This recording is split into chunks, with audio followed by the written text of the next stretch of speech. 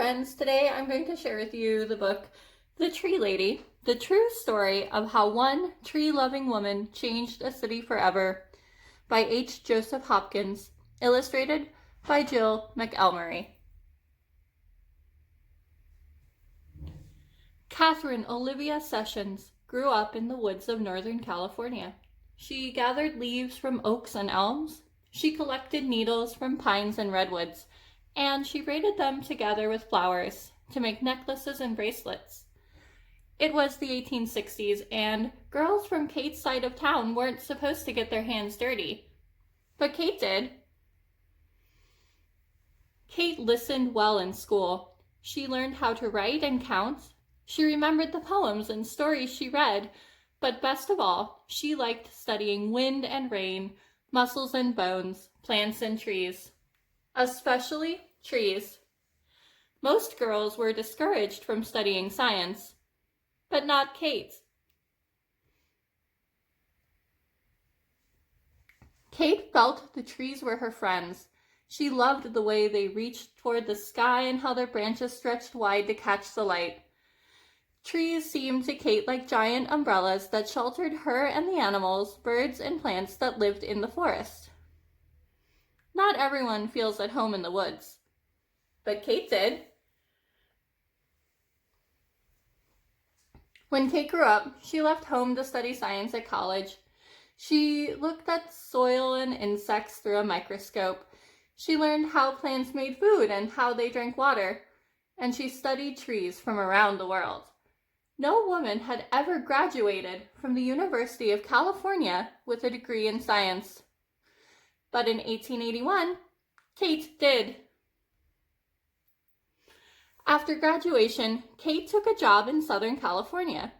When her boat docked in San Diego, she saw that her new home was a desert town. Kate never thought she would live in a place with very few trees, but now she did. Kate began her job as a teacher. She was also the vice principal of the school, so she had to make sure that everyone followed the rules. Kate missed studying science and was not sure she would stay on the job, but for 2 years, she did. From her school, Kate could see City Park in the hills above town. It was called a park, but it didn't look like one. It was where people grazed cattle and dumped garbage. Most San Diegans didn't think trees could ever grow there, but Kate did.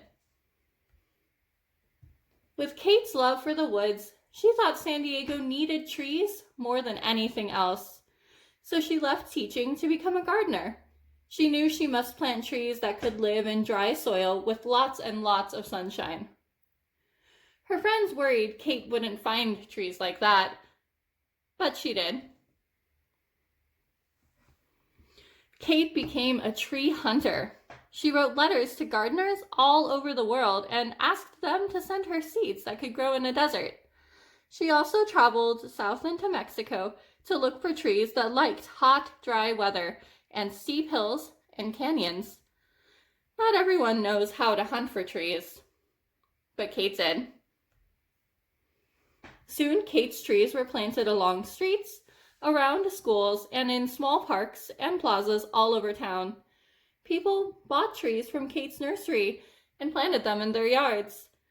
From elms and oaks to eucalyptuses and palms, by the turn of the century, young trees from Kate's nursery were growing in every part of San Diego. Most people didn't think a desert town could sustain so many trees, but Kate did. Then, in 1909, the city leaders announced that a great fair called the Panama, California Exposition was coming to San Diego in 1915. The fair would be held in City Park, which was now called Balboa Park. Kate felt Balboa Park still needed more trees, thousands more, to look beautiful and to shade the visitors that came to the fair. That was too many trees for Kate to plant by herself, but she knew lots of people could do it together. She asked her friends to bring their friends and come to the park for tree planting parties. Again and again, people volunteered to help. Those volunteers weren't sure they could plant enough trees, but before long, they did. And when the fair opened, San Diego was ready. Millions of trees and plants filled Balboa Park. The fair had so many visitors, it stayed open for 2 years instead of 1. People came from near and far to see the attractions and stroll in the cool shade. The fairgoers couldn't believe San Diego had such magnificent gardens, but thanks to Kate, it did. In the years after the fair, Kate was given many awards for her work, and people took to calling her the mother of Balboa Park. She continued gardening and planting trees until her death in 1940. Back then, few could have imagined that San Diego would become the lush, leafy city it is today. But all along, year after year, Catherine Olivia Sessions did.